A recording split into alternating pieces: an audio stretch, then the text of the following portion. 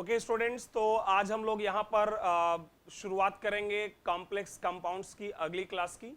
और जैसा कि मैंने प्रीवियस वीडियो में आपको बताया था कि ऑलमोस्ट हमारा हाइब्रिडाइजेशन का डिस्कशन जो है वो ऑलमोस्ट कंप्लीट हो गया था, बट फिर भी मैंने कहा था कि करीब 25 टू 30 मिनट्स में और बात करूंगा, तो मैं उसी पर आता हूं।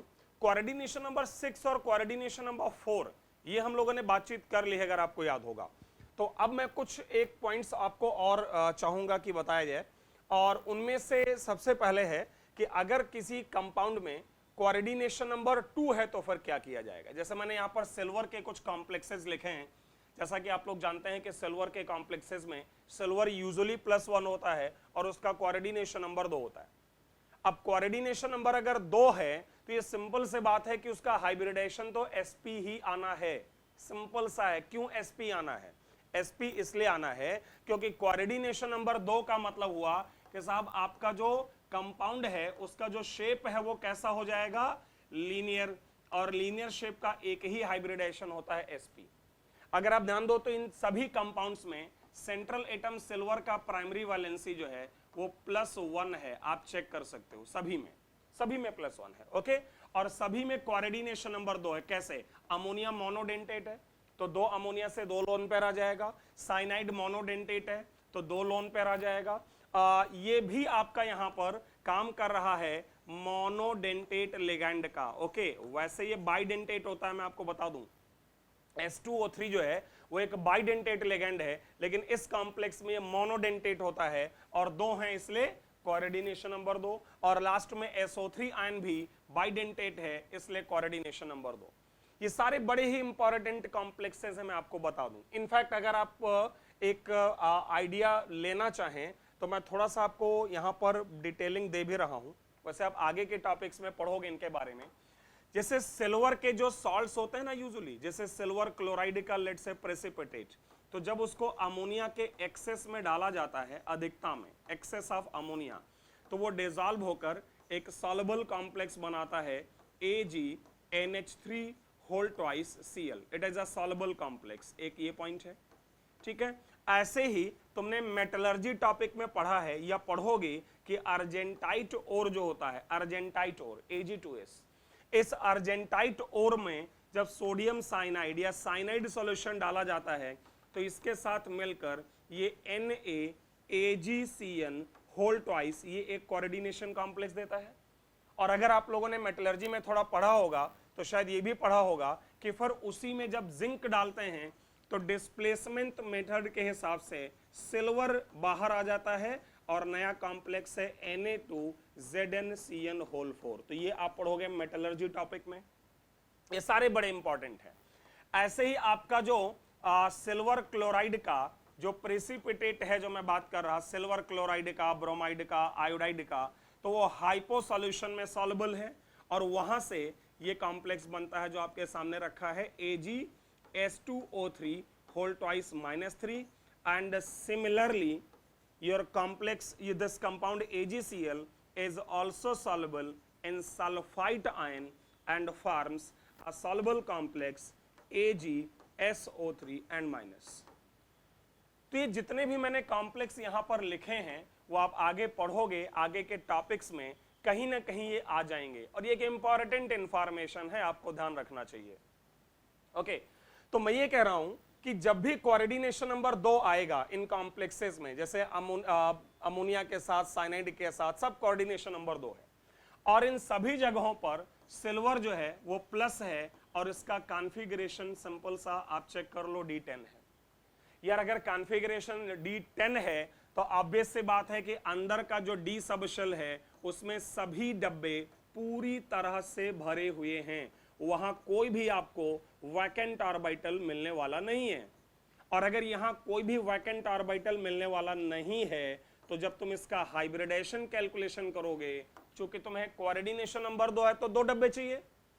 कोऑर्डिनेशन नंबर 2 है ना, तो आपको 2 डब्बे चाहिए, तो 2 डब्बे शुरुआत कहां से होगी? तो चूंकि D तक तो भरा ही है तो एक आपको S लेना होगा और एक आपको P लेना होगा, और इसलिए इन सबका जो हाइब्रिडाइजेशन है वो क्या हो जाता है? sp। तो ये एक इंपॉर्टेंट पॉइंट है, ध्यान रखिएगा इसके बारे में भी। कोऑर्डिनेशन नंबर 2 से रिलेटेड ये कुछ एक कॉम्प्लेक्सेस। ऐसे ही एक छोटा सा डिस्कशन और है, इसको आप लोग नोट कर लीजिएगा, वीडियो को पॉज करके, आप वीडियो को पॉज करके इसको नोट कर लीजिएगा, ठीक है। कोऑर्डिनेशन नंबर 5 को लेकर भी एक छोटा सा डिस्कशन यहां है जो मैं चाहूंगा किया जाए। ओके, हालांकि कोऑर्डिनेशन नंबर 5 ये आपके सिलेबस में नहीं है, इवन जेई एडवांस में भी इसके क्वेश्चंस नहीं आते हैं, बट अगर एक दो क्वेश्चंस के बारे में बात करूं मैं, तो देखिए कोऑर्डिनेशन नंबर 2 में, सॉरी कोऑर्डिनेशन नंबर 5 में दो ऑप्शन आएंगे। जब आप कोऑर्डिनेशन नंबर 5 की बातचीत करेंगे तो आपके पास यहां पर ना दो ऑप्शन होंगे। कौन से दो ऑप्शन हैं? एक DSP3 और दूसरा SP3D। कोऑर्डिनेशन नंबर 5 में भी आपके पास दो ऑप्शन हैं। एक अरेंजमेंट है ट्राइंगुलर बाइपिरामिडल TBP। आप लोगों ने, उम्मीद है कि आप भूले नहीं है PCl5 को, आपको केमिकल बॉन्डिंग में पढ़ाया जाता है PCl5 के बारे में कि फास्फोरस यहां होता है, 3 इक्वेटोरियल एक्सिस होते हैं और 2 एक्सियल एक्सिस होते हैं, ऐसे कुछ आपको याद आया। और इसके अंदर जो d ऑर्बिटल होता है वो कौन सा d ऑर्बिटल होता है? dz²। ये बात भी मैं केमिकल बॉन्डिंग में आपको सिखा चुका हूं। तो ये होगा कब? तो ट्राइंगुलर बाइपिरामिडल तब आएगा जब वीक फील्ड लिगेंड होगा। क्यों? क्योंकि यहां पर आप अप्रोच देख रहे हैं नॉन एक्सियल है, यहां के जो बॉन्ड एंगल हैं वो 90 और 180 के साथ साथ 120 डिग्री का भी एंगल है। भाई इक्वेटोरियल और इक्वेटोरियल बॉन्ड के बीच 120 डिग्री है।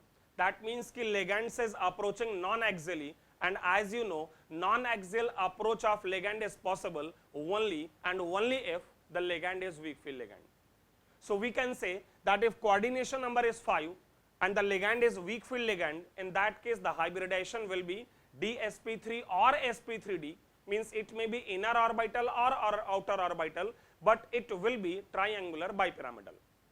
But if ligand is a strong field ligand, in case of a strong field ligand, approach will be obviously axial, axially approach karenge ligands, and the bond angles will be 90 degree and 180 degree only, and then this geometry will be using dx² y² इस case में ये इस्तेमाल करेगा dx² y² orbital को, और hybridisation तो खैर DSP3 रहेगा, लेकिन ये स्क्वायर पिरामिडल हो जाएगा।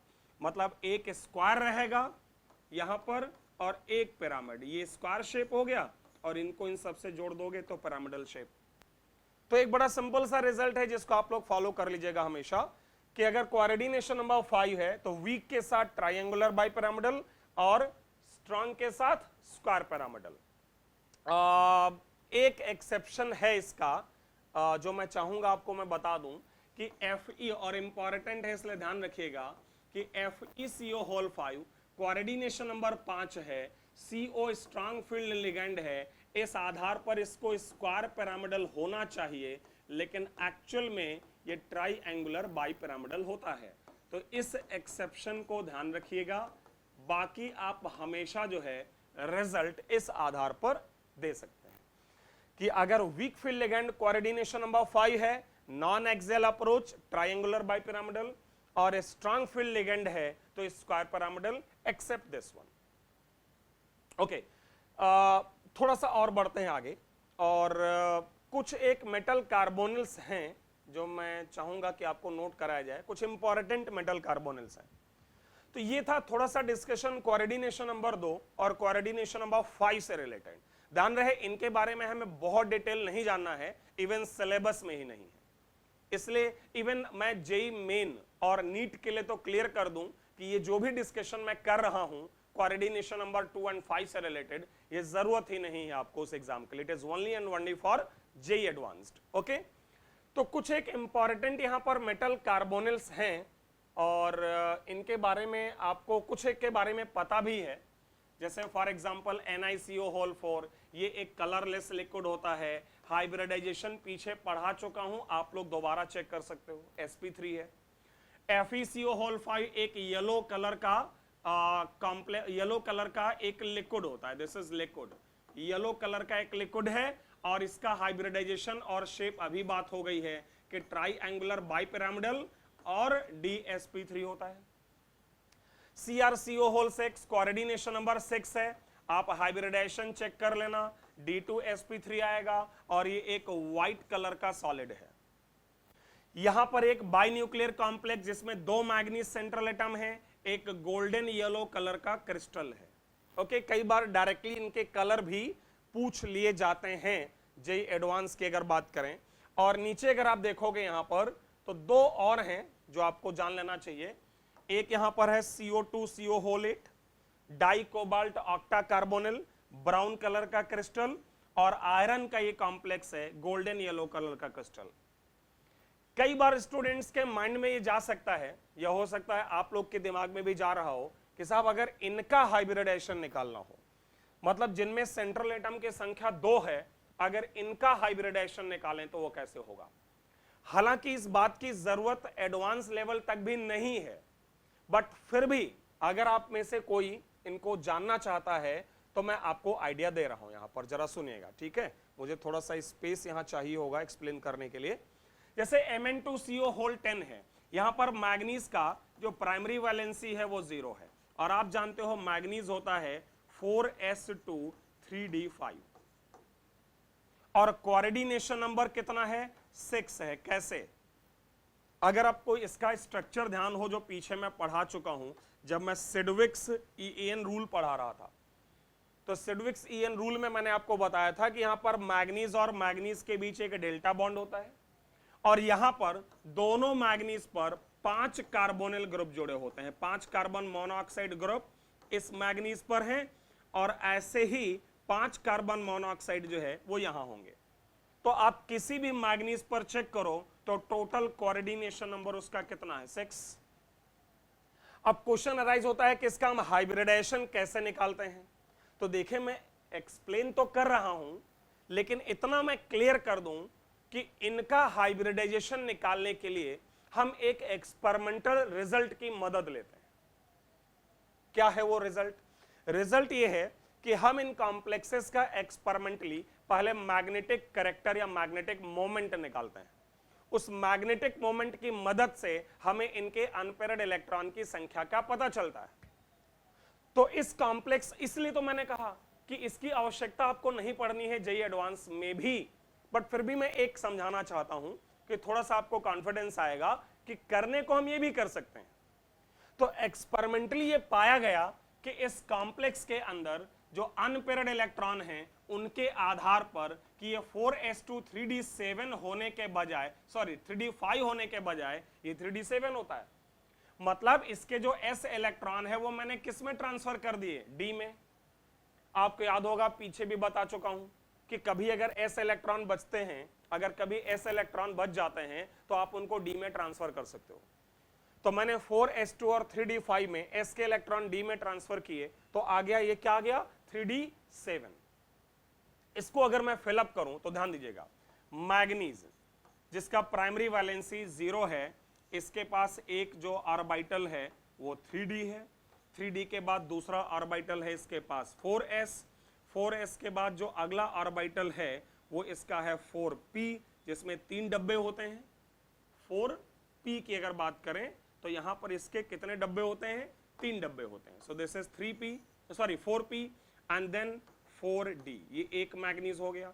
चूंकि यहां पर हमारे पास दो मैग्नीज के बीच बॉन्डिंग है, तो मैं इसी के नीचे एक और मैग्नीज दिखाना चाहूंगा, और इसके भी वैसे ही ऑर्बिटल्स हैं, 3d ऑर्बिटल, देन इसके बाद इसका 4s ऑर्बिटल, देन इसके बाद यहां पर इसका 4p orbital, and finally 4d orbital. अब अगर इसके इलेक्ट्रॉन की फिलिंग की जाए, ये तो हो गए इनके ऑर्बिटल। अब अगर इलेक्ट्रॉन की फिलिंग करें तो d में कितने इलेक्ट्रॉन फिलअप करने हैं? 7। तो देखिएगा, पहले तो है 1 2 3 4 5 6, और उसके बाद एक ऊपर है 7। अच्छा, ये मैंने क्यों किया ऐसे? तो ये मैंने इसलिए किया है इसको क्योंकि आपको पता है कि कोऑर्डिनेशन नंबर 6 है, और कार्बन मोनोऑक्साइड एक स्ट्रांग लिगेंड है, और अगर स्ट्रांग लिगेंड होगा तो पहले T2G ऑर्बिटल 1 2 3 4 5 6 भरेगा, फिर ऊपर जाएगा 7। तो वही मैंने यहां पर कर दिया है, और यहां भी 7 1 2 3 4 5 6 ये T2G में फिलअप हो गया। ओके, और इसके बाद ये यहां पर 3d7। अब ध्यान दीजिए, ये जो 3d और 3d का एक अनपेयर्ड इलेक्ट्रॉन है, यही तुम्हारा डेल्टा बॉन्ड है। ये जो यहां पर डेल्टा बॉन्ड मैंने दिखाया था, ये एक्चुअली इसके 3D और 3D के बीच बना हुआ है, और बाकी के 5 डब्बों में कार्बन मोनोऑक्साइड लिगैंड है वो उनको ऑक्युपाई करेगा। अब अगर आप हाइब्रिडाइजेशन चेक कर लो तो 5 कार्बन मोनोऑक्साइड के डब्बे वो आपको ले लेने हैं 1 2 3 4 5, और छठा आपका जो डेल्टा बॉन्ड है भाई वो भी तो कोऑर्डिनेशन नंबर है उसका 6 जो काउंट कर रहे हो तो डेल्टा बॉन्ड काउंट हो रहा है ना उसमें। तो अब आप चेक कर सकते हो कि दोनों ही मैग्नीज का जो हाइब्रिडाइजेशन है वो क्या हो जाएगा, D2sp3। तो इस तरह से हम कर सकते हैं, ऐसा नहीं है, मतलब कोऑर्डिनेशन नंबर 5 2 या अगर 2 सेंट्रल एटम है इवन 3 के लिए भी कर सकते हैं, लेकिन ये अननेसेसरली बहुत लेंदी हो जाएगा और उसकी आपको आवश्यकता नहीं है, इसलिए इसको यहां स्टॉप करते हैं और एक समराइज करते हैं इस डिस्कशन को, एक समरी देखते हैं, इसको आप लोग नोट कर लीजिएगा, ओके, और आगे बढ़ जाते हैं। तो एक छोटा सा समरी है जो मैं आपको बताना चाहूंगा कि देखिएगा फटाफट, पहले सुनिएगा फिर लिखेगा। कोऑर्डिनेशन नंबर जब 2 होता है तो लीनियर शेप आएगा, ज्योमेट्री लीनियर बनेगी, और हाइब्रिडाइजेशन क्या रहेगा, sp लिगैंड चाहे स्ट्रांग हो चाहे वीक हो। कोऑर्डिनेशन नंबर 3 होगा, लिगैंड कुछ भी रहे, sp2 हाइब्रिडाइजेशन प्लेनर ट्रायंगुलर, भाई एक ही ऑप्शन है, लिगैंड कुछ भी आएगा। कोऑर्डिनेशन नंबर 4 में 2 ऑप्शन थे, पिछले वीडियो में ही हमने पढ़ा है लेक्चर 9 में, ओके, तो उसमें हमने पढ़ा है कि कोऑर्डिनेशन नंबर 4 में 2 ऑप्शन है, अगर स्ट्रांग लिगैंड है तो DSP2 और स्क्वायर प्लेनर शेप आएगा, स्क्वायर प्लेनर जिसको आप कहते हो, DSP2 आएगा और स्क्वायर प्लेनर आएगा, और वीक फील्ड लिगैंड के केस में टेट्राहेड्रल आएगा, this is square planar basically, okay, square planar and DSP2, और वीक लिगैंड होगा तो टेट्राहेड्रल। फिर ऐसे ही कोऑर्डिनेशन नंबर 5 जो अभी हम लोगों ने बात की है, कोऑर्डिनेशन नंबर 5 में भी हमने कहा है कि 2 ऑप्शन है, अगर स्ट्रांग लिगैंड है तो DSP2 और square pyramidal, along the axis आएंगे लिगैंड तो स्क्वायर पिरामिडल। भाई जब भी स्ट्रांग लिगैंड होगा तो along the axis, bond angle 90 और 180, तो स्क्वायर पिरामिडल, जिसका ये एक एक्सेप्शन था कि कार्बन मोनोऑक्साइड इसमें स्ट्रांग फील्ड लिगैंड है, इसको स्क्वायर पिरामिडल होना चाहिए, बट फिर भी वो कैसा होता है, ट्राइएंगुलर बाइपिरामिडल। कब, और ये कब होता है जनरली, जब लिगैंड वीक होता है। ट्राइएंगुलर मतलब 3 बॉन्ड प्लेन में, एक ऊपर एक नीचे। और कोऑर्डिनेशन नंबर 6, ये तो आपको पता ही है कि कोऑर्डिनेशन नंबर 6 में भी स्ट्रांग और वीक 2 केसेस होते हैं, और इन दोनों का शेप एक ही है, स्क्वायर बाइपिरामिडल, दोनों में ही जो शेप है वो वही है, स्क्वायर बाइपिरामिडल, बट कभी वो sp3d2 आता है और कभी D2sp3। तो ये मैं कहूंगा यहां पर फाइनली कि हाइब्रिडाइजेशन से रिलेटेड जो हमारा डिस्कशन था वो खत्म हो गया इस बातचीत के साथ कि तुम्हारा जो क्रिस्टल फील्ड थ्योरी है वो ज्यादा बेहतर है, ज्यादा अच्छा है कॉम्प्लेक्स कंपाउंड्स के हाइब्रिडाइजेशन को समझाने के लिए। आप लोगों को याद होगा तो जब मैंने लेक्चर 7 में हमने शुरू किया था, आपको याद होगा लेक्चर 7 8 9 और ये लेक्चर 10 हमारा, तो लेक्चर 7 में जब मैंने शुरू किया था कि कॉम्प्लेक्स कंपाउंड्स का हाइब्रिडाइजेशन कैसे निकालते हैं, तो वहां एक बात बोली थी मैंने आप लोगों को, अगर आपको याद होगा, कि कोऑर्डिनेशन कॉम्प्लेक्सेस का जो बॉन्डिंग है उसको हम वैलेंस बॉन्ड थ्योरी से भी पढ़ सकते हैं, और उसको हम बेथ और वैन ब्लैक ने जो हमें थ्योरी दिया साहब, क्रिस्टल फील्ड थ्योरी, उससे भी पढ़ सकते हैं। बट फिर भी हमने कहा कि क्रिस्टल फील्ड थ्योरी जो है वो हमारा ज्यादा अच्छे रिजल्ट्स देता है और वो ज्यादा अच्छे से समझाता है हमें कॉम्प्लेक्स कंपाउंड्स को, और आज तक हम लोग पिछले 3 लेक्चर से यही पढ़ रहे थे। लेकिन फिर भी ये जानना आवश्यक है कि वैलेंस बॉन्ड थ्योरी का क्या कहना है कॉम्प्लेक्स कंपाउंड्स के लिए, और वैलेंस बॉन्ड थ्योरी की क्या कमियां हैं जिस वजह से हम उसको कॉम्प्लेक्स कंपाउंड का हाइब्रिडाइजेशन निकालने के लिए इस्तेमाल नहीं करते हैं। तो देखिए पहला पॉस्टुलेट है वैलेंस बॉन्ड थ्योरी का कॉम्प्लेक्स कंपाउंड्स के लिए कि जो आपका बॉन्डिंग है ना सेंट्रल एटम और लिगैंड के बीच, वो कैसा है, कोऑर्डिनेट कोवैलेंट। मतलब वैलेंस बॉन्ड थ्योरी का कहना है कि सेंट्रल एटम और लिगैंड जो हैं वो कोऑर्डिनेट बॉन्ड से जुड़े होते हैं, कोऑर्डिनेट बॉन्ड भी एक प्रकार का कोवैलेंट बॉन्ड ही है, इसलिए उसको कहा जाता है कोऑर्डिनेट कोवैलेंट बॉन्ड। जबकि आपको याद होगा तो क्रिस्टल फील्ड थ्योरी का कहना था कि इलेक्ट्रोस्टैटिक अट्रैक्शन या आयनिक अट्रैक्शन है। तो एक डिफरेंस तो ये है कि यहां पर जो बॉन्ड है वो कोऑर्डिनेट कोवैलेंट टाइप का है। दूसरा, जो शेप है कॉम्प्लेक्स का वो octahedral, tetrahedral, square planar, square pyramidal, triangular, bipyramidal, कुछ भी हो सकता है। खैर ये वाला जो पॉइंट है वो तो दोनों थ्योरी में सेम है, बस दोनों थ्योरी के हिसाब से जो पॉसिबल शेप या ज्योमेट्री है वो ये हो सकते हैं। लेकिन एक जो परेशानी है इस थ्योरी में वो ये है कि आपका जो प्रेडिक्शन है ज्योमेट्री का वो नॉलेज ऑफ मैग्नेटिक मोमेंट से है। इस बात को समझिएगा जरा। इस पॉइंट का मतलब यह है कि क्रिस्टल फील्ड थ्योरी से हम पहले हाइब्रिडाइजेशन निकालते हैं और फिर बताते हैं कि कॉम्प्लेक्स में कितने अनपेयर्ड इलेक्ट्रॉन हैं, उसका मैग्नेटिक नेचर क्या है, उस वो हाई स्पिन है कि लो स्पिन है, ये सारा हम करते हैं।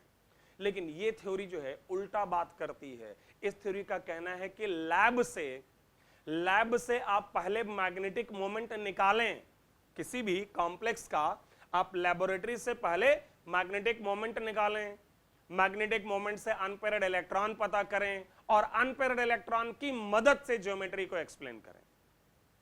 तो कहने का मतलब ये थ्योरी उतना रिलायबल नहीं हुआ ना फिर, क्योंकि आपको एक्सपेरिमेंट की आवश्यकता पड़ेगी। आप पहले एक्सपेरिमेंट करेंगे देन एक्सप्लेन करेंगे, मतलब ऑब्जर्वेशन देन एक्सप्लेनेशन। जबकि सीएफटी का है पहले एक्सप्लेनेशन देन ऑब्जर्वेशन, कि पहले वो एक्सप्लेन करती है और उसके आधार पर आप रिजल्ट निकाल सकते हो। तो ये कुछ बेसिक डिफरेंसेस हैं वैलेंस बॉन्ड थ्योरी और क्रिस्टल फील्ड थ्योरी में, और शायद यही कारण है कि इस थ्योरी में कुछ लिमिटेशन हैं जिस वजह से हम इसको फॉलो नहीं करते हैं। जैसे पहला लिमिटेशन है, फर्स्ट लिमिटेशन कहता है कि can not predict magnetic nature. Obviously ये लैबोरेटरी से निकालना पड़ेगा, जबकि सीएफटी में हम डायरेक्टली बता लेते हैं। दूसरा, can not predict colour and spectra of complex. Yes, very important point. हम लोग अब अगली क्लास में ही मींस लेक्चर 11 में ही बात करेंगे कि सीएफटी के मदद से कॉम्प्लेक्स का कलर कैसे प्रेडिक्ट करें। लेकिन वैलेंस बॉन्ड थ्योरी कॉम्प्लेक्स के कलर को एक्सप्लेन करने में सक्षम नहीं है। और तीसरा पॉइंट है कि ये बिल्कुल डिफरेंशिएट नहीं कर पाती है थ्योरी कि कौन सा लिगेंड स्ट्रांग है और कौन सा लिगेंड वीक है। तो इन कुछ कमियों के कारण ही हम वैलेंस बॉन्ड थ्योरी का इस्तेमाल जो है नहीं करते हैं। किसको पढ़ने के लिए? कंपाउंड्स के, कोऑर्डिनेशन कॉम्प्लेक्सेस के हाइब्रिडाइजेशन को एक्सप्लेन करने के लिए। तो अब तक अगर आपको ये सब क्लियर हो गया हो तो मैं चाहूंगा कि अब आगे बढ़ा जाए। आपको अगर ध्यान होगा तो हमने अभी तक इस टॉपिक में बहुत सारी बातें डिस्कस कर ली हैं, right from classification of salts, then classification of ligands, then synergic bonding, then Sidgwick's EAN rule, Werner's coordination theory, IUPAC name of complex, and then पिछले 3 क्लास से hybridization। तो अब एग्जाम में एक और क्वेश्चन हमारे लिए आता है, इंपॉर्टेंट क्वेश्चन हमारे एग्जाम में, वो होता है कि कॉम्प्लेक्सेस की स्टेबिलिटी को कैसे कंपेयर किया जाए। मान लीजिए अगर आपको 3-4 कोऑर्डिनेशन कॉम्प्लेक्सेस दिए गए हैं और आपसे कहता है कि साहब इसमें बताइए कौन सा कॉम्प्लेक्स जो है वो कम स्टेबल है और कौन सा कॉम्प्लेक्स ज्यादा स्टेबल है, तो ये काम कैसे किया जाए। तो एक हेडिंग आप लोग यहां से डाल लीजिएगा, stability of complex compounds. Complex compound की स्टेबिलिटी कैसे कंपेयर करते हैं। इसको शुरू करें उससे पहले एक छोटी सी बात सुनिएगा। छोटी सी बात यह है कि जैसे मान लो कहीं पर लिखा है FeCl3 एक्वस, तो इसका मतलब हम क्या समझते हैं। मान लीजिए अगर लिखा है FeCl3 एक्वस, ठीक है, ये हल्के येलो कलर का सॉल्यूशन होता है, पेल येलो सॉल्यूशन। ओके, तो अगर आपसे कहा जाए कि इसका मतलब क्या है, एक्वस का मतलब क्या है, एक्वस का मतलब वाटर है, और एक्चुअल में इस कॉम्प्लेक्स का फार्मूला FeH2O6Cl3 है, जिसको ऐसे लिखा जाता है शॉर्ट में। मतलब अगर कहीं पर FeCl3 एक्वस लिखा है तो आप समझिए कि एक्चुअल में वो कोऑर्डिनेशन कॉम्प्लेक्स है। हमारे जितने भी मेटल कैटायन हैं अगर पानी के अंदर हैं तो वो एक्वेटेड है। एक्वेटेड मतलब वहां पर जो आपका सेंट्रल एटम है इसके जो चारों तरफ है वो वाटर जो है इकट्ठा होकर इसके चार्ज को स्टेबलाइज करता है, जो भी है +2 +3 जो भी है। तो अगर कहीं FeCl3 एक्वस लिखा है या FeCl2 एक्वस लिखा है जो कि हल्के ग्रीन कलर का सॉल्यूशन होता है, कलर के बारे में हम आगे बात करेंगे, तो ये भी एक प्रकार से इसका भी जो फार्मूला है एक्चुअल में वो ये होता है। और यही वाले कॉम्प्लेक्सेस नहीं, यहां तो मैंने 2-3 एग्जांपल लिए, बहुत सारे हो सकते हैं, जैसे MnSO4 एक्वस, ये लाइट पिंक या ऑलमोस्ट कलरलेस होता है। ओके, तो ये भी क्या होता है, ये होता है MnH2O होल 4 और डब्बे के बाहर SO4।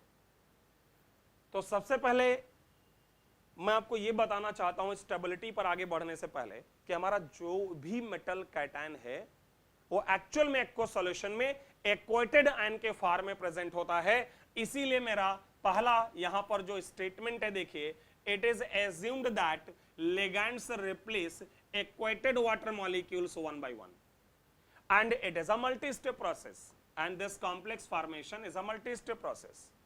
मतलब इसमें क्या होता है, मतलब इसमें होता ये है, कहने को मेरा मतलब ये है कि आपका जो कॉम्प्लेक्स बनाने की जो प्रक्रिया है, कोऑर्डिनेशन कॉम्प्लेक्स बनाने की जो प्रक्रिया है वो एक मल्टी स्टेप प्रोसेस है जिसमें कोई भी कॉम्प्लेक्स, जैसे मान लो FeH2O होल 6 और ये +3 ये है मान लो, मतलब इसी का मैंने कैटायन ले लिया है यहां पर। ओके, तो जब कोई और लिगैंड आएगा, मान लो साइनाइड आएगा, तो 1 बाय 1 एक एक करके वहां से वो वाटर मॉलिक्यूल्स को रिप्लेस करेगा। जैसे ये आ जाएगा यहां पर +2 हो जाएगा क्योंकि एक CN माइनस आ गया और एक वाटर रिप्लेस हो गया।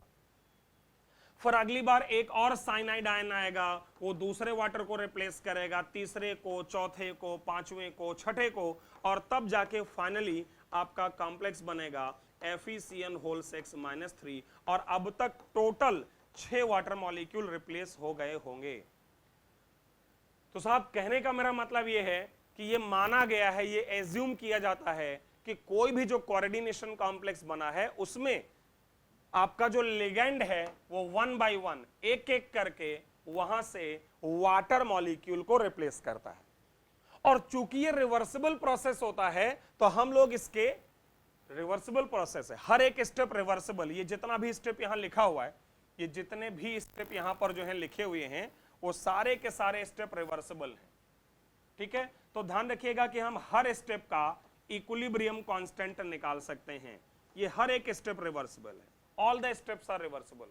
सो हम लोग ना इसका एक इक्विलिब्रियम कांस्टेंट निकाल सकते हैं इस ओवरऑल रिएक्शन का, और उस इक्विलिब्रियम कांस्टेंट की मदद से हमें पहला तरीका मिलेगा कि कॉम्प्लेक्स का जो स्टेबिलिटी है वो किन फैक्टर्स पर डिपेंड करता है। अगर आपको मेरी बात समझ आई, मैं एक बार दोबारा बोल रहा हूं, मैं ये बोल रहा हूं कि ये एजम्पशन है, ये माना गया है कि हमारे जो मेटल कैटायंस हैं वो एक्वेटेड आयंस के फॉर्म में रहते हैं, and when ligand comes to form a complex with that ion, it replaces these equated water molecules one by one. Since each step is a reversible process, so we can say that this complex formation reaction is overall an equilibrium, and we can find the equilibrium constant, and with the help of equilibrium constant we can also explore the factors which are responsible for the stability of complex compounds. तो अगर पूरी बातचीत हमें करनी है तो हमें सबसे पहले डिस्कस करना पड़ेगा कि इस कॉम्प्लेक्स फॉर्मेशन प्रक्रिया का स्टेबिलिटी कांस्टेंट या इक्विलिब्रियम कांस्टेंट क्या है। ध्यान रहे, जैसा कि मैंने अभी आपको बोल दिया है कि इस प्रोसेस में यहां पर 1 बाय 1 लिगैंड आएगा। चलिए देखते हैं, ध्यान दीजिए।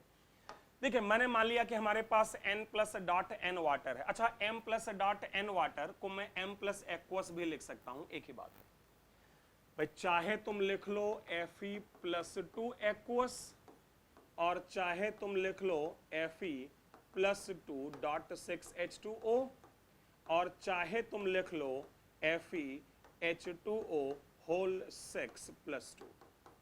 ओके, तो मैंने यहां n ले लिया है क्योंकि मैं एक जनरल केस डिस्कस कर रहा हूं।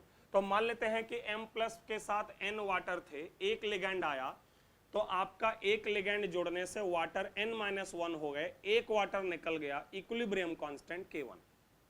ये हमारा पहला स्टेप हो गया। सेकंड स्टेप में अगला लिगेंड आया, लिगेंड की संख्या 2 हो गई, वाटर 2 कम हो गए, एक वाटर फिर से रिलीज हो गया, इसलिए equilibrium constant K2। And one by one finally यहां पर लिगेंड की संख्या, अब तक मान लीजिए N-1 लिगेंड आ चुके हैं, यहां पर N-1 होगा, ध्यान रहे, ओके।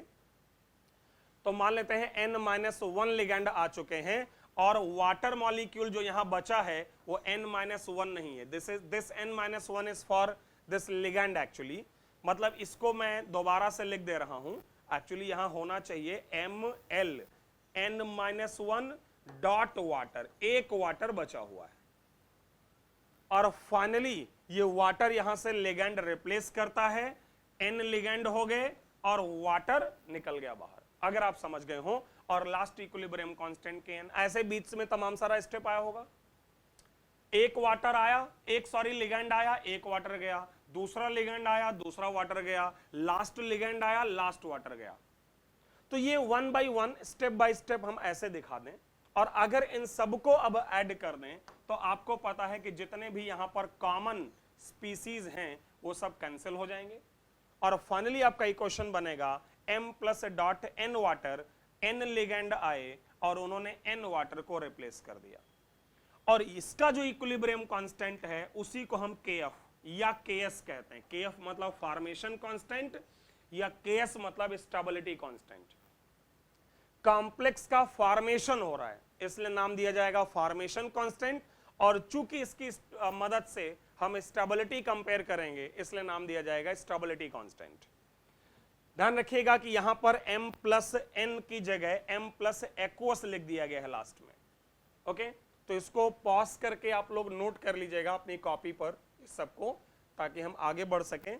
तो अगर मैं अब आपको यहां पर इक्विलिब्रियम कांस्टेंट KF या KS निकालने का तरीका बताऊं, तो चूंकि KF और KS कई सारे स्टेप को जोड़ के आया है, तो पहली बात तो यह कि KF या KS इन सबके प्रोडक्ट के बराबर होगा as per concepts of equilibrium.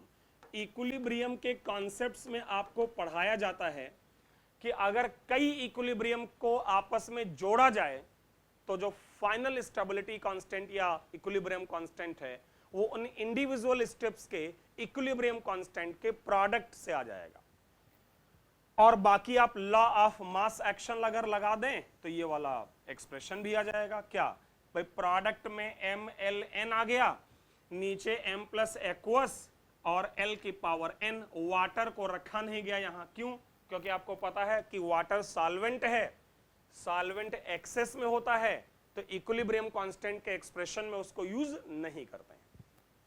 Fine, तो ये आपके पास यहां पर इस तरह से लॉ ऑफ मास एक्शन की मदद से क्या आ जाएगा, इक्विलिब्रियम कांस्टेंट का एक्सप्रेशन भी आ जाएगा।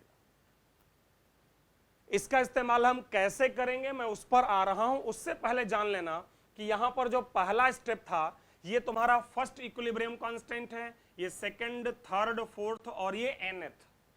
तो अगर आपसे कोई कहता है कि व्हाट इज K1, कि साहब K1 क्या है, तो तुम क्या कहोगे कि जो K1 है वो क्या है, फर्स्ट स्टेबिलिटी कांस्टेंट। K2 क्या है, सेकंड स्टेबिलिटी कांस्टेंट। अच्छा, अगर K1 और K2 को मल्टीप्लाई कर दें तो बोलते हैं सेकंड ओवरऑल स्टेबिलिटी कांस्टेंट, और इसको बीटा से लिखते हैं, बीटा 2 बराबर K1 multiplied by K2, beta 1 बराबर K1, बीटा 3 बराबर, अगर आप समझ गए हो, K1 multiplied by K2 multiplied by K3। और ऐसे जब आप चलेंगे तो लास्ट वाला बीटा n बराबर आएगा K1 multiplied by K2 multiplied by K3 up to Kn, और इसी बीटा n को ही हम KF या KS कहते हैं। तो ध्यान रखिएगा, first stability constant and first overall stability constant, second stability constant and second overall. अच्छा, जब वो कहेगा सेकंड तो मतलब K2 और कहेगा सेकंड ओवरऑल तो मतलब K1 K2, वो कहेगा थर्ड स्टेबिलिटी कांस्टेंट तो K3 और कहेगा थर्ड ओवरऑल, तो जब भी वो ओवरऑल टर्म बोल देगा मींस शुरुआत से वहां तक के मल्टीप्लाई हो जाएंगे। तो थर्ड ओवरऑल मतलब K1 K2 K3, fourth overall मतलब K1 K2 K3 K4, और सिर्फ फोर्थ कहेगा तो K4। तो न्यूमेरिकल प्रॉब्लम्स में ये हमारी मदद करेंगे ये चीजें। लेकिन ध्यान रहे कि यहां से जो KF और KS हमने निकाला है वो स्टेबिलिटी से कैसे रिलेटेड है। एक इक्वेशन है जो आप सब लोग जानते होंगे प्रोबेबली, ये वाला बड़ा यूजफुल इक्वेशन है ना, गिब्स इक्वेशन जिसको आप कहते हो।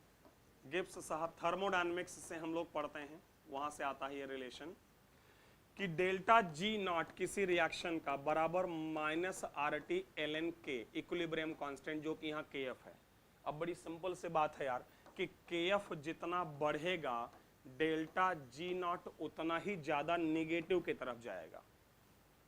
इक्विलिब्रियम कांस्टेंट KF जितना ज्यादा होगा डेल्टा जी नॉट का वैल्यू उतना ज्यादा निगेटिव होगा, क्योंकि KF लॉग आपका इंक्रीजिंग फंक्शन है। तो KF ज्यादा होने से log KF पॉजिटिव की तरफ उतना ही ज्यादा जाएगा, तो डेल्टा जी नॉट उतना ही ज्यादा नेगेटिव की तरफ जाएगा। और आपको पता है कि डेल्टा जी नॉट जितना ज्यादा नेगेटिव मींस रिएक्शन उतनी ज्यादा स्पॉन्टेनियस होगी, मतलब बनने वाला प्रोडक्ट उतना ही ज्यादा स्टेबल होगा। तो आप KF या KS की मदद से स्टेबिलिटी रिलेट कर सकते हो। आप डायरेक्टली कह सकते हो कि stability is proportional to KF और KS, मतलब जितना ज्यादा KF या KS होगा कॉम्प्लेक्स उतना ही ज्यादा स्टेबल होगा। तो एक क्वेश्चन यहां पर जो आपके जेई मेन और नीट एग्जाम के लेवल पर बनेगा वो ये है कि आपको 4 कॉम्प्लेक्स दिए जाएं। एक क्वेश्चन जो सिंपल जेई मेन या नीट लेवल पर हो सकता है कि आपको 4 कॉम्प्लेक्सेस दिए जाएं, उन चारों कॉम्प्लेक्सेस का आपको KF का वैल्यू दिया जाए और आपसे कहा जाए कि साहब बताइए इनमें से कौन सा कॉम्प्लेक्स सबसे ज्यादा स्टेबल है। तो ये क्वेश्चन सिंपल ठीक ठाक लेवल का है, आसानी से आप कर लोगे कि जिस कॉम्प्लेक्स का KF ज्यादा है वो कॉम्प्लेक्स ज्यादा स्टेबल है। तो एक क्वेश्चन तो ये हो सकता है, और एक क्वेश्चन जो थोड़ा इससे बेहतर हो सकता है वो ये कि आपको कॉम्प्लेक्सेस दिए जाएं, उनकी स्टेबिलिटी आपको कंपेयर करना हो, ओके, लेकिन उनकी KF की वैल्यू ना दी जाए। मतलब अगर आपको कॉम्प्लेक्सेस दिए हैं लेकिन KF का वैल्यू ना दिया हो तब किस केस में क्या करेंगे। समझ आया क्वेश्चन?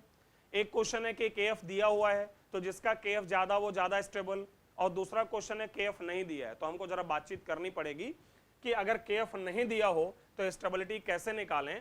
बट उससे पहले एक छोटा सा मैं डिस्कशन और करना चाहूंगा यहां, वो ये है कि जैसे एक टर्म है जो किताबों में लिखा हुआ है, हालांकि इस टर्म का बहुत ज्यादा कुछ मतलब है नहीं, कि परफेक्ट और इम्परफेक्ट कॉम्प्लेक्स। कहता है कि कॉम्प्लेक्स जिनका हायर वैल्यू है KF का वो परफेक्ट है, और जिनका लोअर वैल्यू है KF का वो इम्परफेक्ट है। मतलब इन साहब का ये कहना है, जिन्होंने भी प्रपोज किया, कि जो भी कॉम्प्लेक्स जो है हमारा जिसका KF ज्यादा होगा वो ज्यादा स्टेबल है। जिस कॉम्प्लेक्स का KF ज्यादा होगा वो कॉम्प्लेक्स ज्यादा स्टेबल है। तो उस कॉम्प्लेक्स को उन्होंने नाम दिया है परफेक्ट कॉम्प्लेक्स, और जिस कॉम्प्लेक्स का KF वैल्यू कम होगा उसकी स्टेबिलिटी कम होगी, और उस कॉम्प्लेक्स को उन्होंने नाम दिया है इम्परफेक्ट कॉम्प्लेक्स। क्या नाम दिया है? Imperfect complex. तो जरा देखते हैं ये बात कहां तक सच है कि KF ज्यादा तो परफेक्ट और KF कम तो इम्परफेक्ट, ये बात कहां तक सही है। ओके, देखते हैं जरा। जैसे सिल्वर क्लोराइड अमोनिया के साथ मिलकर एक कॉम्प्लेक्स बनाता है जिसका KF आप देख रहे हो 10 की पावर 8 होता है। 10 की पावर 8 का मतलब KF की वैल्यू जो है it is much higher than 1। इसका मतलब ये कॉम्प्लेक्स कैसा होगा? Highly stable.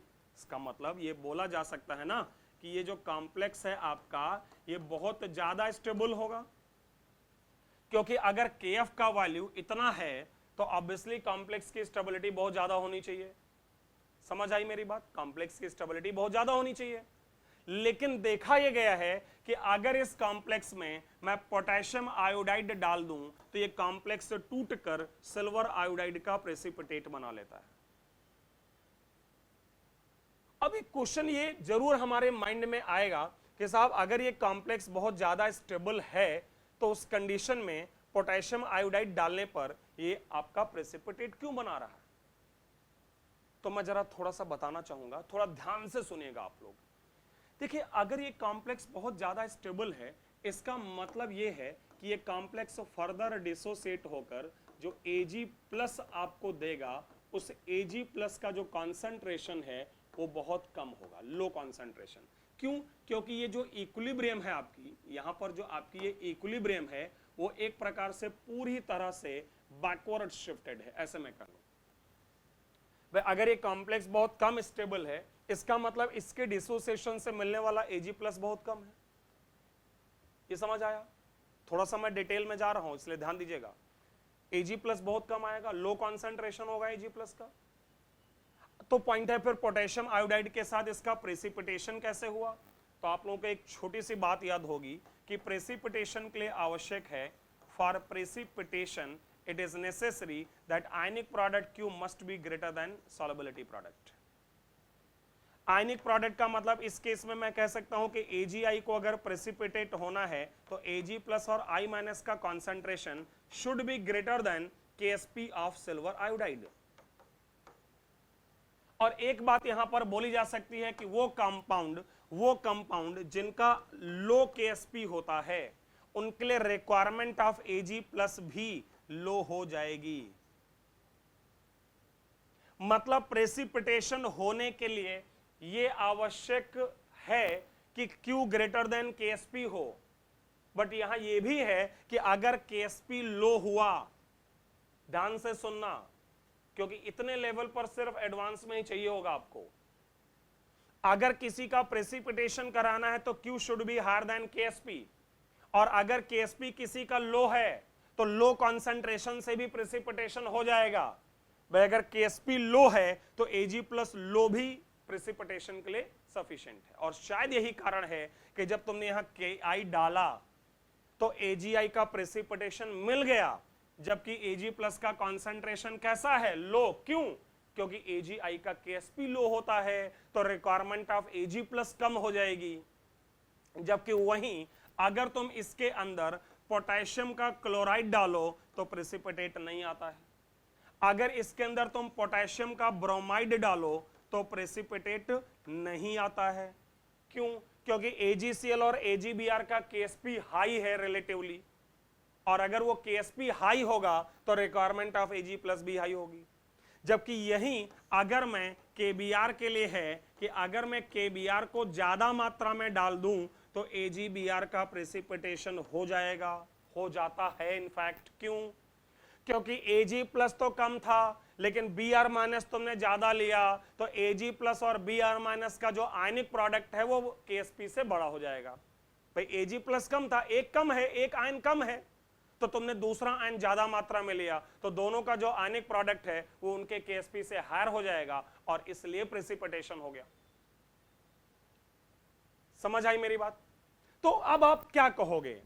अगर मैं इवन एक और मैं लिखना चाहूंगा, अगर इसमें H प्लस डाल दें तो भी AgCl वापस प्रेसिपिटेट हो जाता। अब यहां AgCl कैसे आ गया? क्योंकि जैसे ही H प्लस डालोगे ये H प्लस तुम्हारा अमोनिया को अटैक करके उसका लोन पेयर जो है उसको खा जाएगा, अमोनिया के लोन पेयर को खा जाएगा, उसको बदल देगा NH4 प्लस में, और NH4 जो है वो कोई लिगैंड नहीं है। जब लिगैंड ही नहीं बचा तो अमोनिया खत्म हो गया, तो AgCl कंबाइन होकर AgCl मिल गया। तो एसिडिक मीडियम भी इनके लिगैंड प्रॉपर्टी को मार सकता है। इनफैक्ट एसिडिक मीडियम तो ज्यादातर कॉम्प्लेक्सेस को प्रेसिपिटेट करा देगा, क्योंकि जो H प्लस है वो लिगैंड प्रॉपर्टी को मार देगा क्योंकि प्रोटोनेशन हो जाएगा। तो जैसे तुमने H प्लस डाला वो अमोनिया के लोन पेयर को प्रोटोनेट करेगा, उसका लिगैंड प्रॉपर्टी खा गया। जब लिगैंड ही नहीं बचा तो कॉम्प्लेक्स ही कहां बचा, तो फिर ऑब्वियसली वो प्रेसिपिटेट हो जाएगा। तो ये भी एक तरीका है। तो मेरा क्वेश्चन अब यहां ये अराइज होता है इस सारे डिस्कशन के बाद कि मैं क्या कहूं, सिल्वर क्लोराइड जब अमोनिया से मिलकर ये कॉम्प्लेक्स बनाता है और उसका KF वैल्यू जब इतना ज्यादा है तो मैं क्या कहूं कि ये परफेक्ट है कि इम्परफेक्ट है? आप बोलिए, आप लोग सोच के बताओ कि AgCl जब अमोनिया से मिलकर ये कॉम्प्लेक्स बनाएगा जिसका KF इतना ज्यादा है, और कहा गया है कि KF जब ज्यादा होगा तो कॉम्प्लेक्स को हम परफेक्ट कहेंगे, तो क्या मैं इस कॉम्प्लेक्स को परफेक्ट कह सकता हूं? क्या लगता है आप लोगों को? सोच के बताइए। अब आप लोगों में से कुछ को लग रहा होगा कि नहीं साहब ये तो परफेक्ट है क्योंकि KF बहुत ज्यादा है, और कुछ को लग रहा होगा कि नहीं ये तो प्रेसिपिटेट हो जा रहा है, तो ये परफेक्ट नहीं इम्परफेक्ट है।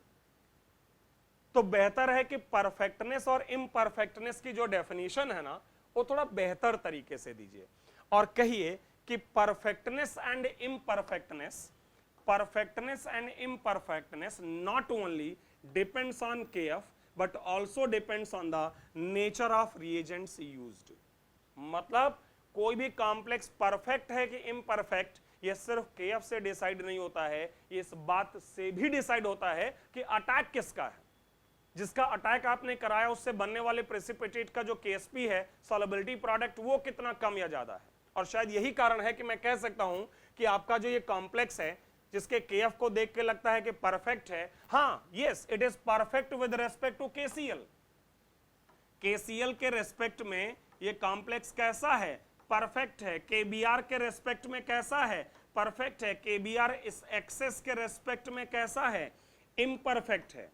H प्लस के रेस्पेक्ट में ये कैसा है, इम्परफेक्ट है। और पोटेशियम आयोडाइड के रेस्पेक्ट में कैसा है, इम्परफेक्ट है। मतलब कहने का कि जिस रिएजेंट ने उस कॉम्प्लेक्स को तोड़ दिया उसके रेस्पेक्ट में वो इम्परफेक्ट है, और जिसने नहीं तोड़ा उसके रेस्पेक्ट में परफेक्ट है। मैं आपको एक दो एग्जांपल और देता हूं, इसको आप लोग पॉज करके वीडियो को रोक के नोट कर लीजिएगा। जैसे कॉपर का भी एक बड़ा इंपॉर्टेंट और स्पेशल कॉम्प्लेक्स है, आपको जान लेना चाहिए।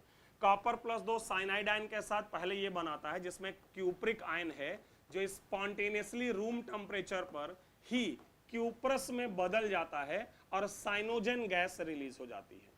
साइनोजन, तो सबसे पहले तो इस बात का केयर करिएगा, मैंने आपको लिखवाया भी है कि साइनाइड के साथ क्यूप्रिक नहीं क्यूप्रस ज्यादा स्टेबल है। अब अगर आप इस क्यूप्रस आयन में क्यूप्रिक वाले में H2S डाल दें तो CuS का प्रेसिपिटेट आता है, और इसके अंदर अगर आप H2S डाल दें तो CuS का प्रेसिपिटेट नहीं आता है, मतलब ये नहीं मिलता है Cu2S का प्रेसिपिटेट। तो क्या बोला जाएगा, ये कॉम्प्लेक्स H2S के रेस्पेक्ट में इम्परफेक्ट है और ये कॉम्प्लेक्स H2S के रेस्पेक्ट में परफेक्ट है, प्रेसिपिटेट नहीं आया। तो ऐसे और तमाम सारे एग्जाम्पल हमें मिल सकते हैं। जैसे आपके माइंड में आ रहा होगा कि इस तरह के एग्जाम्पल हमें क्या लर्न करना होगा, मेमोराइज करना होगा, या फिर कहां से जानकारी होगी। तो मैं आपको एक टॉपिक डिस्कस करूंगा आप लोगों के साथ, सॉल्ट एनालिसिस। तो सॉल्ट एनालिसिस में इस तरह के तमाम सारे एग्जाम्पल्स पर हम आगे चर्चा करेंगे, तो वहां आप देख लीजिएगा। तो फाइनली अगर आप लोग समझे हो तो मैंने यहां तक बात की है अभी तक, रिजल्ट ये निकला है कि परफेक्टनेस और इम्परफेक्टनेस आप सिर्फ KF या KS की वैल्यू से डिसाइड न करें, आप उसमें इस बात का भी इस्तेमाल करें कि किस रिएजेंट के रेस्पेक्ट में आप उसको कंपेयर कर रहे हैं। क्लियर? तो यहां तक ये डिस्कशन हो गया। अब हमको आगे बढ़ना है। जैसे मैंने कहा कि दो तरह के क्वेश्चंस होते हैं, एक वो जिनमें KF दिया है और स्टेबिलिटी कंपेयर करनी है, तो मैंने कहा था वो तो आसान है कि जिसका KF ज्यादा है वो ज्यादा स्टेबल। और दूसरा अगर KF नहीं दिया है तो उस कंडीशन में हम स्टेबिलिटी को कैसे कंपेयर करेंगे। तो आगे की चर्चा जो है हम इसी को लेकर आगे बढ़ेंगे अब, और यहां ये डिस्कशन करेंगे कि वो कौन से फैक्टर्स हैं जिनकी मदद से अगर KF नहीं भी दिया हो तो स्टेबिलिटी को कंपेयर किया जाए। तो ये वाला हेडिंग आप लोग पहले डाल लीजिए।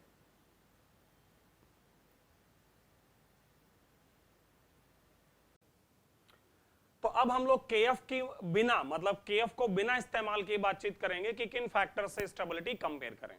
ओके, तो अगर मैं ऑक्टेहेड्रल कॉम्प्लेक्स की बात करूं तो आप लोगों को याद होगा कि कुछ इस प्रकार का स्प्लिटिंग होता था, जिसमें Eg लेवल ऊपर T2G नीचे, Eg वाला जो है आपका बारी सेंटर से Eg वाला 0.6 डेल्टा नॉट ऊपर, और ये -0.4 डेल्टा नॉट। माइनस क्यों था, क्योंकि नीचे था। तो जो भी इलेक्ट्रॉन ऊपर जाएगा वो एनर्जी को बढ़ाएगा, स्टेबिलिटी को घटाएगा, और जो भी इलेक्ट्रॉन नीचे जाएगा वो एनर्जी को घटाएगा और स्टेबिलिटी को बढ़ाएगा। तो यहां पर हम लोग एक कैलकुलेशन करते हैं जिसको देखो मैंने यहां नाम दिया है crystal field stabilisation energy, CFSE। क्या होता है CFSE? सिंपल सी बात है कि कितने इलेक्ट्रॉन नीचे गए मल्टीप्लाइड बाय -0.4 डेल्टा नॉट, क्योंकि हर इलेक्ट्रॉन के करस्पॉन्डिंग एनर्जी में उतना कमी आएगा। Number of electrons in Eg multiplied by +0.6 delta not, क्योंकि हर इलेक्ट्रॉन के करस्पॉन्डिंग एनर्जी में उतना इंक्रीमेंट आएगा, और प्लस साथ में यहां मैंने देखो लिखा है P, जिसका मतलब है पेयरिंग एनर्जी, क्योंकि आपको पता है जितने पेयर बन जाएंगे उतनी एनर्जी इंक्रीज करेगी रिपल्शन के कारण।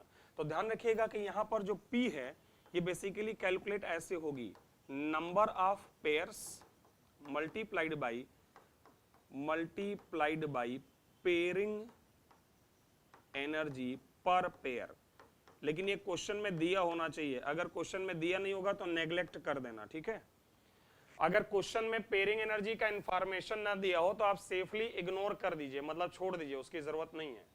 क्योंकि मैंने क्या कहा है, P बराबर है नंबर ऑफ पेयर, कितने पेयर हैं, और पेयरिंग एनर्जी पर पेयर। तो ये क्वेश्चन में गिवन होना चाहिए, नहीं गिवन है तो आप इग्नोर कर दो और इसको कैलकुलेट कर सकते हो। जैसे D1 है तो ऑक्टाहेड्रल के केस में अगर स्ट्रॉन्ग फील्ड लिगैंड की बात करें तो एक इलेक्ट्रॉन नीचे जाएगा कहां, T2G में, तो 1 इंटू दिस क्या आएगा, -0.4 डेल्टा नॉट, और यहां भी यही रहेगा क्योंकि EG में तो कोई जाएगा ही नहीं, तो ये आ गया। पेयरिंग एनर्जी में छोड़ के बात कर रहा हूं, ओके। तो यहां दोनों इलेक्ट्रॉन नीचे जाएंगे 0.8 डेल्टा नॉट, यहां भी -0.8 डेल्टा नॉट। देखिए मुझे लगता है 3 इलेक्ट्रॉन तक कोई फर्क नहीं पड़ेगा क्योंकि तीनों इलेक्ट्रॉन नीचे ही जाने वाले हैं, फाइन। हाँ, जब चौथा इलेक्ट्रॉन जाएगा तो इसमें चारों नीचे जाएंगे तो -1.6 डेल्टा नॉट, और वहां एक ऊपर जाएगा। तो कैलकुलेट करो तो तुम्हारा आंसर आएगा, सॉरी ये प्लस नहीं माइनस ही रहेगा, लेकिन तुम्हारा आंसर रहेगा -0.6 डेल्टा नॉट। पांचवें इलेक्ट्रॉन में यहां तो खैर नीचे ही जाना है तो -0.2 डेल्टा नॉट, और यहां अगर आप सॉल्व करो तो शायद 0 आएगा, आप चेक करके देखो, मतलब CFSE यहां पर 0। छठे इलेक्ट्रॉन पर यहां -2.4 डेल्टा नॉट, और यहां पर अगर आप चेक करो 6 इलेक्ट्रॉन के लिए, ठीक है, तो ये शायद इसमें देखिए 6 में से 4 नीचे होंगे तो वो -1.6, और 2 ऊपर होंगे तो 1.2, तो कितना बचेगा, -0.4 डेल्टा नॉट, फाइन। आगे बढ़ते हैं, ये कैलकुलेशन आप खुद से कर सकते हो वैसे, मतलब इसमें इतनी बड़ी कोई चीज नहीं है। 7वें इलेक्ट्रॉन में 7वां यहां ऊपर जाएगा, 6 तो नीचे हैं बट 7वां ऊपर जाएगा तो शायद -1.8 डेल्टा नॉट, और यहां 7 में से 5 नीचे होंगे और 2 ऊपर होंगे तो शायद आएगा -0.8 डेल्टा नॉट। नेक्स्ट 8, 9 और 10 आप कैलकुलेट कर लेना खुद से, दोनों का इक्वल आएगा। तो यहां से अगर आप एक रिजल्ट निकालो कि तुम्हारा जो CFSE जो है it is always less than और इक्वल टू 0, और इसका मतलब क्या है, इसका मतलब है स्टेबलाइजेशन। क्यों? क्योंकि CFSE जितना ज्यादा नेगेटिव होगा, CFSE जितना ज्यादा नेगेटिव होगा मतलब एनर्जी कॉम्प्लेक्स की उतनी कम है, मतलब कॉम्प्लेक्स उतना ही ज्यादा स्टेबल है। CFSE जितना ज्यादा नेगेटिव की तरफ जाएगा स्टेबिलिटी उतनी ज्यादा होगी। तो स्टेटमेंट बोला जा सकता है कि greater the magnitude of CFSE greater will be the stability. वो अलग बात है कि कभी भी क्वेश्चन में या फिर आपके बुक्स में मैग्नीट्यूड की वो बात नहीं करता है, वो सीधे स्टेटमेंट कहता है कि greater the CFSE greater the stability. Magnitude की बात वो इसलिए नहीं करता है क्योंकि नेगेटिव तो वो हमेशा ही है ना, नेगेटिव तो हमेशा ही है, इसलिए आप मैग्नीट्यूड टर्म अगर हटा दें तो आप सीधे सीधे कह सकते हैं कि greater the CFSE greater will be the stability of complex. चलिए, तो ये एक तरीका हो सकता है CFSE की मदद से स्टेबिलिटी कंपेयर करने का, लेकिन हम लोग डायरेक्टली CFSE भी कैलकुलेट नहीं करेंगे, हम लोग डायरेक्टली CFSE भी कैलकुलेट नहीं करेंगे। हम CFSE किन किन बातों पर डिपेंड करती है हम उनको कंपेयर करेंगे। हम ये बातचीत करेंगे कि CFSE किन किन फैक्टर्स पर डिपेंड करती है, और फिर उसकी मदद से बात करेंगे कि स्टेबिलिटी को कैसे कंपेयर किया जाए। ओके, तो फैक्टर्स अफेक्टिंग CFSE में आप लोग एक एक करके लिखिएगा। सबसे पहला पॉइंट हमारा यहां है primary valency of central atom. जैसे आप देखिए आपके कोऑर्डिनेशन कॉम्प्लेक्स में बेसिकली 4 चीजें हैं जो कंपेयर कर सकते हैं, सेंट्रल एटम, उसकी प्राइमरी वैलेंसी, सेकेंडरी वैलेंसी और लिगैंड्स का नेचर।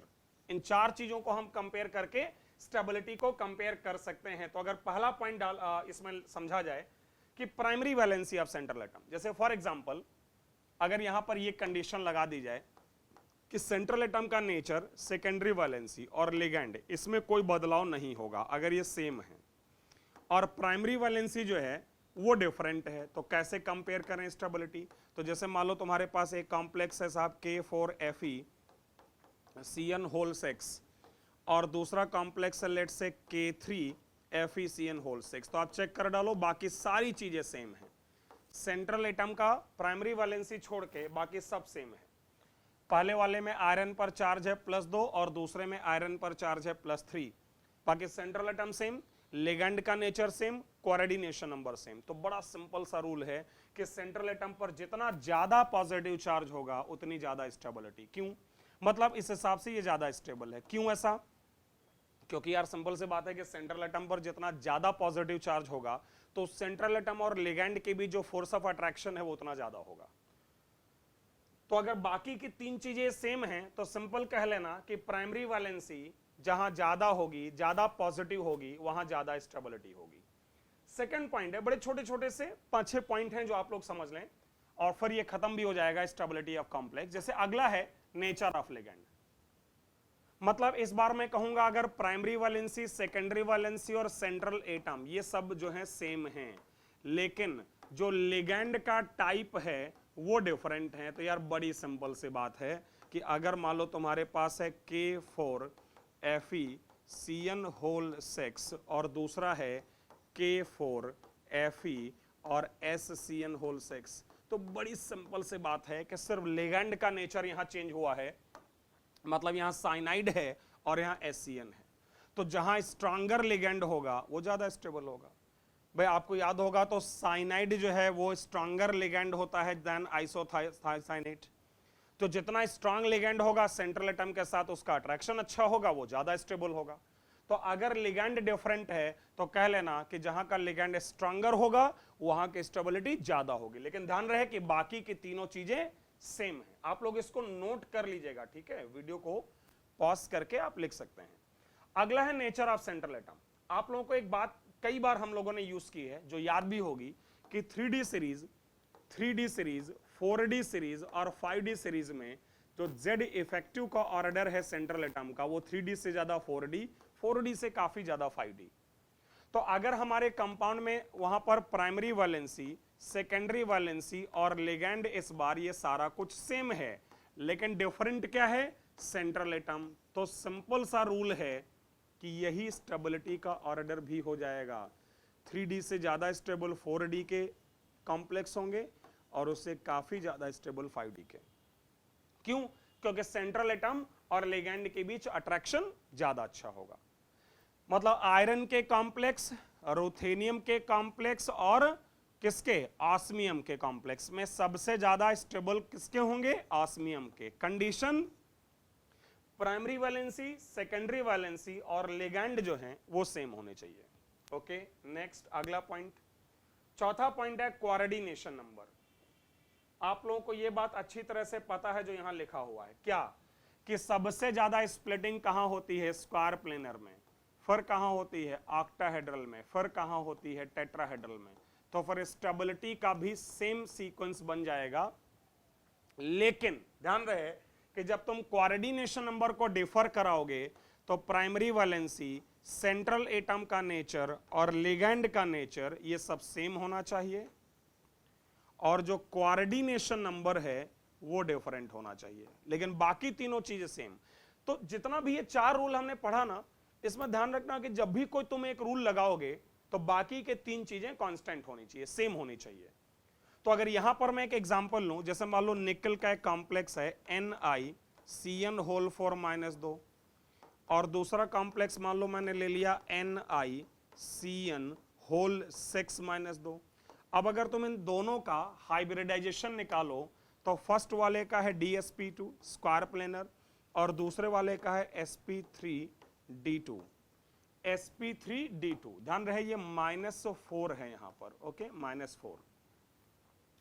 तो इन दोनों कॉम्प्लेक्सेस में ये तीनों चीजें सेम है। Primary valency, primary valency, central atom और लिगैंड का नेचर सेम है। अलग है तो क्या? Coordination number. एक का हाइब्रिडाइजेशन DsP2 और एक का sp3d2। तो स्क्वायर प्लेनर वाले की स्टेबिलिटी ऑक्टाहेड्रल वाले से ज्यादा कर लो, तो ये आप अप्लाई कर सकते हैं। और इसके बाद एक दो स्पेशल चीजें हैं जो आपको जान लेना चाहिए। एक टर्म है चिलेट इफेक्ट। जैसे हम लोगों ने बात की है, अगर आपको याद होगा कि हम लोगों ने डिस्कशन किया है कि जब भी कोई कॉम्प्लेक्स बनता है तो वहां पर हमारा जो सेंट्रल एटम है वो बेसिकली वाटर मॉलिक्यूल्स से जुड़ा होता है और फिर इसको लिगैंड अटैक करके वाटर को रिप्लेस करता है। समझिएगा बात को। तो लिगैंड जब पानी से जुड़ेगा तो लिगैंड की जो एंट्रोपी है, फ्रीडम है, रैंडमनेस है, वो घटेगी और वाटर मॉलिक्यूल जो रिलीज होगा उस वाटर मॉलिक्यूल की जो एंट्रोपी है वो बढ़ेगी। भाई एंट्रोपी का मतलब क्या होता है? Randomness, degree of freedom. तो जो लिगैंड यहां अटैच हो जाएगा उस लिगैंड की एंट्रोपी घट जाएगी और जो वाटर मॉलिक्यूल वहां से रिलीज होगा उसकी एंट्रोपी बढ़ेगी। यूजुअली क्या होता है कि जैसे मान लो तुम्हारे पास एक कॉम्प्लेक्स है Fe, H2O के बजाय कोई और लिगैंड ले लेते हैं। मान लीजिए तुम्हारे पास कॉम्प्लेक्स है FeNH3 ओके, और इस पर +3 चार्ज है। या आपके पास है FeNH3 और एक मैंने इथाइलिन डाई अमाइन ले लिया, इस पर +3 चार्ज है। या मैंने अगला ले लिया FeNH3 और 2 अमोनिया और हटा के मैंने En कर दिया। या लास्ट में FeEn और यहां पर +3, यहां भी +3। तो जरा समझने की कोशिश करिएगा। पहले कॉम्प्लेक्स में 6 अमोनिया की एंट्रोपी घटी होगी और 6 वाटर की बढ़ी होगी। जब 6 अमोनिया ने अटैक किया होगा तो 6 अमोनिया जब मेटल से जुड़ेगा तो 6 अमोनिया की एंट्रोपी घटेगी और 6 वाटर की बढ़ेगी। तो ओवरऑल एंट्रोपी चेंज लगभग कितना हो जाएगा? 0। ओवरऑल जो एंट्रोपी चेंज है वो कितना हो जाएगा? 0। अगले केस में देखो 4 अमोनिया और 1 इथाइलिन डाइअमाइन जुड़ेंगे तो इन 5 की घटेगी लेकिन बढ़ेगी तो 6 की। भाई अल्टीमेटली रिलीज होकर तो वहां से 6 वाटर मॉलिक्यूल ही गए। भाई 4 अमोनिया जुड़ा, 1 EN जो है बाइडेंटेट है वो भी 2 वाटर रिप्लेस करेगा। तो अल्टीमेटली घटी एंट्रोपी कितनों की? 4 अमोनिया 1 EN मतलब 5 मॉलिक्यूल की, और एंट्रोपी बढ़ी कितने की? 6 की। तो ओवरऑल यहां एंट्रोपी बढ़ी ज्यादा, और आप जानते हो एंट्रोपी बढ़ेगी तो स्टेबिलिटी बढ़ेगी।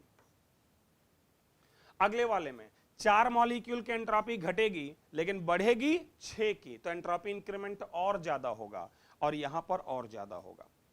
तो अगर आप समझ गए हो तो जिस कॉम्प्लेक्स में चीलेटिंग लिगेंड होंगे और जितने ज्यादा चीलेटिंग लिगेंड होंगे उस कॉम्प्लेक्स की एंट्रोपी फैक्टर के बढ़ने के कारण स्टेबिलिटी भी उतनी ही ज्यादा होगी। और ये इस बात पर डिपेंड नहीं करेगा कि कौन सा लिगेंड स्ट्रॉन्गर है और कौन सा लिगेंड वीकर है। बात समझने की कोशिश करो। Greater the chelation greater will be stability irrespective of nature of ligands. कहने का मतलब ये है, मेरे कहने का मतलब ये है, मैं एक थोड़ा सा और एग्जांपल छोटा सा लेके बता रहा हूं कि जैसे मान लो तुम्हारे पास कॉम्प्लेक्स है K4FeCN6 और तुम्हारे पास एक कॉम्प्लेक्स है FeEn होल थ्राइस +2। आप चेक करो प्राइमरी वैलेंसी वगैरह सब कुछ सेम है, बस अंतर कुछ है। तो यहां पर लिगेंड का साइनाइड और EN, अगर आपसे कोई भी पूछे साइनाइड और EN में कौन स्ट्रॉन्गर लिगेंड है, साइनाइड, तो उस आधार पर कौन सा कॉम्प्लेक्स ज्यादा स्टेबल होना चाहिए? पहला, लेकिन होगा कौन सा? दूसरा। सो बी केयरफुल। मतलब जब एंट्रोपी का इफेक्ट लगेगा, जब एंट्रोपी फैक्टर लगेगा तो नेचर ऑफ लिगेंड हमारे लिए इंपॉर्टेंट नहीं है।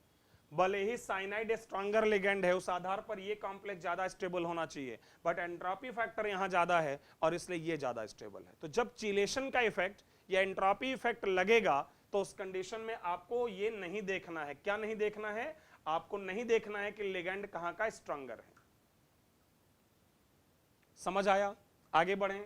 ओके, एक पॉइंट लास्ट में और आप लोग जान लें, इसी चिलेशन से रिलेटेड है, मैक्रोसाइक्लिक इफेक्ट। क्या है यहां पर? Macrocyclic effect. ये क्या है? जैसे अभी हम बात कर रहे हैं चिलेशन की। जैसे मान लो इथाइलिन डाइअमाइन, ये आपके पास है CH2 बॉन्ड CH2 और ये एक बाइडेंटेट लिगेंड है, इसमें 2 NH2 ग्रुप होते हैं जो सेंट्रल एटम से जुड़ के चिलेशन कराते हैं। और एक मैं ले रहा हूं डाइपेरिडीन। डाइपेरिडीन भी एक चिलेटिंग लिगेंड है क्योंकि ये भी बाइडेंटेट है। यहां भी 2 नाइट्रोजन एटम हैं और दोनों ही, आपको ध्यान होगा, डोनर का काम करते हैं।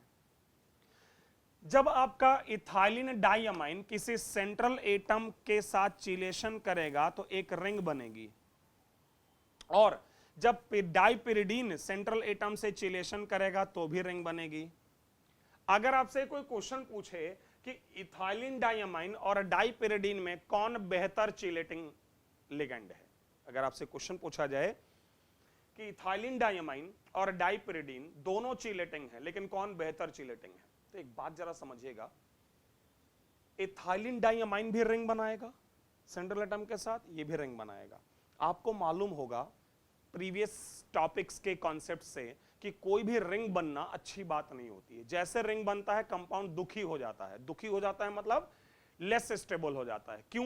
क्योंकि रिंग बनने पर एंगल स्ट्रेन आती है, एंगल की कमी होती है। तो ये एक टर्म आप लोगों को पता होगा जो आप लोगों ने प्रीवियस टॉपिक्स में पढ़ा होगा, चाहे वो केमिकल बॉन्डिंग की बात करो या आइसोमेरिज्म में कॉन्फॉर्मेशनल आइसोमेरिज्म की बात करो, कि जैसे रिंग बनता है कंपाउंड डीस्टेबलाइज होता है, और कोई भी कंपाउंड अपने आप को दुखी नहीं करना चाहता है।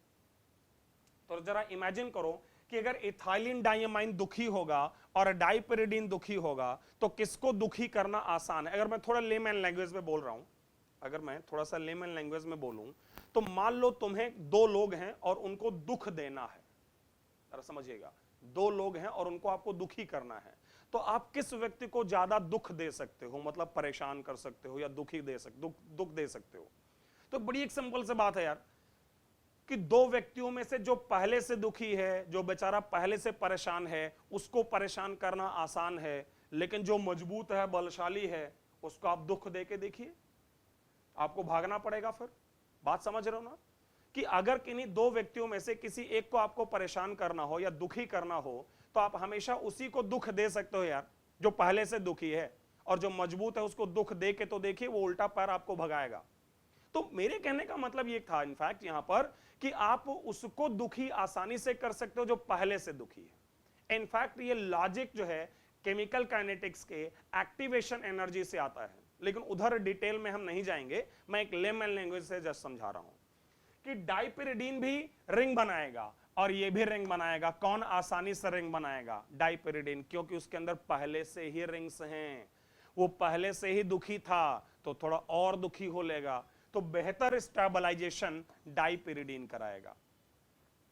तो एक तो मैंने ये कहा है कि अगर चिलेशन होगा, इस वाले पॉइंट में अगर चिलेशन होगा तो irrespective of strength of ligand, जहां ज्यादा चिलेशन होगा वो ज्यादा स्टेबल होगा। और उसमें भी एक बात बोल दी है मैंने कि अगर चिलेटिंग लिगेंड भी अलग अलग हैं तो वो कॉम्प्लेक्स तुम्हारा ज्यादा स्टेबल होगा जिसके चिलेटिंग लिगेंड जो हैं वो पहले से ही रिंग फॉर्म में है। जैसे यहां भी चिलेशन है, EN कराएगा, और FeDipy होल थ्राइस, यहां भी चिलेशन है, ठीक, लेकिन ज्यादा बेहतर चिलेशन कौन कराएगा?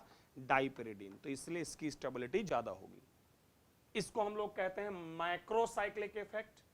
मैक्रो मतलब ज्यादा और साइक्लिक का मतलब रिंग, मतलब अगर चिलेशन के दौरान जितनी ज्यादा रिंग होंगी उतना ज्यादा स्टेबलाइजेशन होगा। बट डाइपिरिडीन में पहले से रिंग है और चिलेशन कराएगा तो भी रिंग है, तो जहां ज्यादा रिंग्स होंगी वो ज्यादा स्टेबल होगा। इसलिए वो एक छोटा सा टर्म आ गया हमारा मैक्रो, ज्यादा रिंग, मैक्रोसाइक्लिक इफेक्ट। तो रिजल्ट ये निकलता है कि चिलेशन अगर है तो कॉम्प्लेक्स ज्यादा स्टेबल है, नेचर ऑफ लिगेंड नहीं देखना है। और अगर दोनों जगह चिलेटिंग लिगेंड है तो जहां ज्यादा रिंग्स हैं या जहां का लिगेंड खुद रिंग के फॉर्म में है वहां का कॉम्प्लेक्स ज्यादा स्टेबल होगा। तो इस प्रकार मैंने आपको ना टोटल 6 बातें बताई हैं। पहला था प्राइमरी वैलेंसी के आधार पे, दूसरा था हमारा लिगेंड के नेचर के आधार पे, तीसरा सेंट्रल एटम का टाइप, चौथा कोऑर्डिनेशन नंबर क्या है, पांचवा चिलेट इफेक्ट, और लास्ट मैक्रोसाइक्लिक इफेक्ट। तो बड़ा इंपॉर्टेंट क्लास था ये हमारा, जिसमें हमने क्रिस्टल फील्ड स्टेबलाइजेशन एनर्जी के आधार पर, उसको अफेक्ट करने वाले फैक्टर्स के आधार पर कॉम्प्लेक्स की स्टेबिलिटी को कंपेयर करना सीखा। और ये जाना कि अगर क्वेश्चन में हमें KF ना दिया हो, KF का वैल्यू ना दिया हो, तो बिना KF के भी हम स्टेबिलिटी कंपेयर कर सकते हैं। बाकी अगर KF क्वेश्चन में दिया हो तो ऑब्वियसली सिंपल से बात थी कि जिसका KF ज्यादा होगा वो ज्यादा स्टेबल होगा। बट बी केयरफुल कि परफेक्ट और इम्परफेक्ट कॉम्प्लेक्स जो मैंने एक्सप्लेन किया है करीब आपको 10 से 15 मिनट, उसको आप 2 बार जरूर देखिएगा, बड़ा इंपॉर्टेंट है। तो इस क्लास को यहां रोकते हैं और इसके आगे अगली क्लास में हम जाएंगे कलर ऑफ कंपाउंड्स की तरफ कि सीएफटी और क्रिस्टल फील्ड थ्योरी की मदद से हम कोऑर्डिनेशन कॉम्प्लेक्सेस के कलर का प्रेडिक्शन कैसे करते हैं। यह भी अपने आप में बड़ा इंपॉर्टेंट डिस्कशन होगा। सो टिल देन आप लोग रिवाइज करते रहिए। Thank you.